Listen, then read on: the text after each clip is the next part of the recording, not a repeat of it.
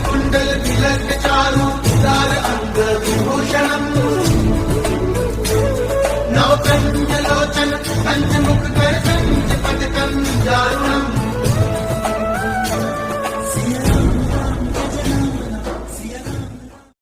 ईश्वरी दत्त से यह सब घटना सुनकर मेरे आश्चर्य का ठिकाना नहीं रहा।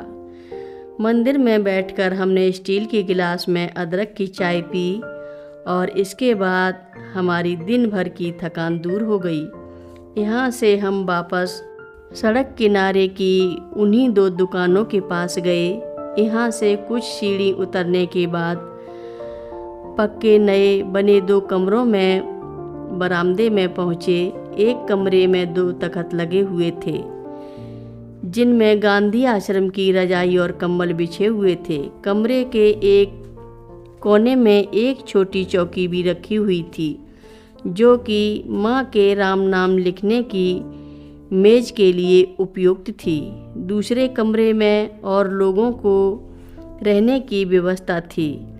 उस दिन पंडित जी के घर में प्रसाद पाकर सबने रात में विश्राम किया और साथ के अन्य लोग दूसरे दिन सुबह कैंची लौट गए।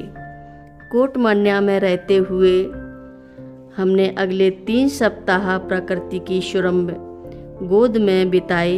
चारों ओर सीढ़ी नुमा खेतों की हरियाली फैली हुई थी। जगह जगह पहाड़ों से सुंदर झरने नीचे गिर रहे थे। इन्हीं झरनों के नीचे हम प्रतिदिन स्नान करते। मुझे याद है कि एक दिन माँ पहाड़ी की एक ढलान पर बैठी प्रकृति का आनंद ले रही थी। अचानक उस ढलान के नीचे से कल कल शब्द की आवाज़ आई। जब मैंने उस आवाज़ के स्रोत की खोज की तो देखा समीप में ही पानी का एक स्रोत धरती से बाहर आने के लिए संघर्ष कर रहा था। जंगल में जहाँ जहाँ पतली पतली पगडंडियाँ बनी हुई थीं जिनसे होते हुए दोनों माँ प्रतिदिन भ्रमण किया करती थीं। संध्या को कुटिया में पूजा आरती होती और रात्रि में भोजन प्रसाद के बाद दोनों माँ गीता प्रेस गोरखपुर से प्रकाशित पुरानी कल्याण पत्रिकाओं में से भक्ति गाथाएं सुनाती। उन दिनों पिथौरागढ़ जिले की आंतरिक पहाड़ियों में स्थित कोटमन्या में संसारी सुख सुविधा के साधन कम ही थे।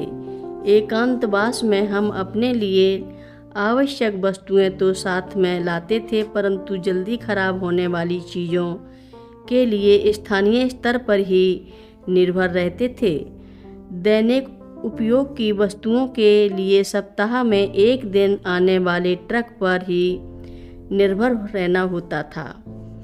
जिस दिन दूर से ही हमें उस ट्रक की आवाज़ सुनाई पड़ती थी उस दिन सारे गांव के लोग सड़क में एकत्रित हो जाते और आलू, चीनी, चाय, गुड़, स्थानीय नाशपाती, सेव आदि की खरीदारी करते। उस शॉपिंग का अपना ही आनंद होता था। गांव के लोग अपने घरों से माँ के लिए दूध, दही, ककड़ी और खेतों में लगे भुट्टे भेजते थे।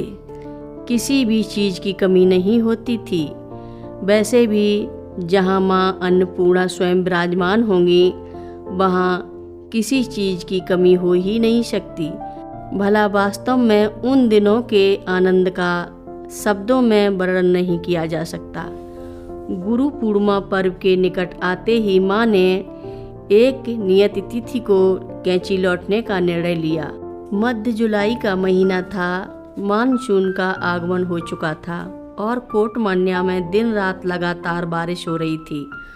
कोटमन्या से हमारी वापसी के अब 2 ही दिन बचे थे कि सुबह गांव वालों ने आकर बताया कि रात भर की तेज बारिश के कारण पहाड़ी सड़क क्षतिग्रस्त हो गई है। सड़क का लगभग 20 फीट का हिस्सा बारिश में पूरी तरह बह गया है। उस जगह पर एक खाई बन गई है और 1-2 वाहन जो आते जाते थे उनका भी आवागमन बंद हो गया है। जब मैंने स्वयं वहां जाकर देखा तो सड़क का एक हिस्सा पूरी तरह से क्षतिग्रस्त हो चुका था। वापस आकर मैंने माँ को रास्ते की स्थिति से अवगत कराते हुए कहा कि 2 दिनों बाद कैंची लौटना असंभव होगा। माँ ने सरल सा उत्तर दिया, देख क्या होता है। माँ मेरी बात को गंभीरता से न लेते हुए पुस्तिका में राम नाम लिखती रहीं। दोपहर के समय मंदिर के पुजारी श्री ईश्वरी दत्त आए और उन्होंने हमें बताया कि पाखू गांव से एक संपन्न परिवार की बारात बस द्वारा आ रही थी, परंतु सड़क टूटी होने के कारण बस आगे नहीं जा सकी। बारात को नियत मुहूर्त में वधू पक्ष के यहाँ पहुँचना था, इसलिए वर पक्ष के लोगों ने स्थानीय गांव के लोगों को अच्छी मजदूरी देकर टूटी हुई सड़क की बड़े बड़े पत्थरों से भरवाकर बस के निकलने लायक बना दिया। वर पक्ष द्वारा गांव के लोगों को अतिरिक्त मजदूरी देकर कहा गया कि वह बारात की वापसी तक सड़क की देखभाल करते रहें, ताकि बारात वापसी के समय भी बस वहां से गुजर सके। अगली ही सुबह हम लोग माँ द्वारा पूर्व घोषित तिथि के दिन ही कोटमन्या से चलकर गुरु पूर्णिमा पर्व के लिए समय से ही कैंची पहुंच गए थे। हर रोज महाराज जी की कथाएं सुनने के लिए रक्षा सूत्र चैनल को सब्सक्राइब करें, शेयर करें और लाइक करें। घंटी बजाना ना भूलें। कमेंट बॉक्स में लिख भेजें, जय नीव करोरी बाबा जी महाराज। सभी भक्त मिलकर बोलो, नीव करोरी बाबा जी महाराज की जय बोलो, सिद्धि माता की जय जय बोलो।